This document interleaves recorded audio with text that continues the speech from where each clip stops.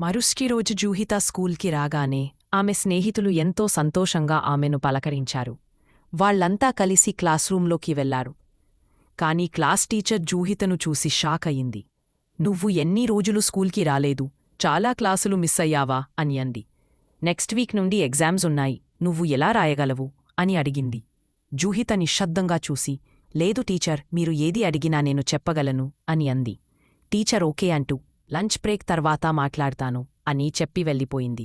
స్కూల్లో మధ్యాహ్న విరామ సమయంలో పిల్లలు మైదానంలో ఆట పట్టిస్తూ ఆడుతున్నారు. ఒక చిన్న పిల్లవాడు బంతిని వెంబడితూ పరుగెత్తుతుండగా అతని కాలు జారి లోతైన గుంతలో పడిపోయాడు. అందరూ భయపడి ఎలా తీయాలి అని అరవడం మొదలుపెట్టారు.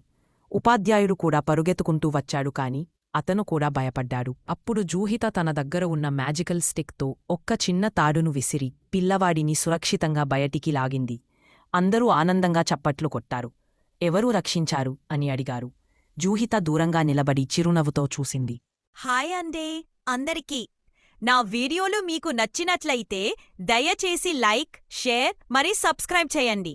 మీ సపోర్ట్ వల్లనే నేను ఇంకా మరిన్ని సాహసకరమైన, ఉత్సాహభరితమైన కంటెంట్ మీ ముందుకు తీసుకురాగలను. మన అడ్వెంచరస్ జర్నీని కలిసి కొనసాగిద్దాం. థ్యాంక్యూ. ఈ కథలు అన్నీ పరస్పరం అనుసంధానమై ఒకదానితో ఒకటి కలుస్తూ సాగుతాయి. కాబట్టి వీటిని వరుసగా చూడండి. దీనికి ముందు వీడియోస్లను కూడా తప్పక చూడండి.